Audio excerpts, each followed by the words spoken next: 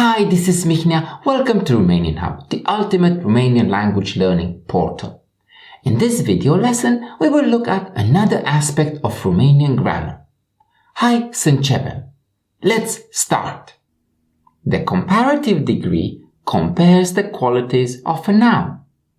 For example, the comparative degree for the adjective frumos, beautiful, can be comparative degree of superiority, mai frumos, more beautiful. Of equality, la fel de frumos, as beautiful as. Of inferiority, mai puțin frumos,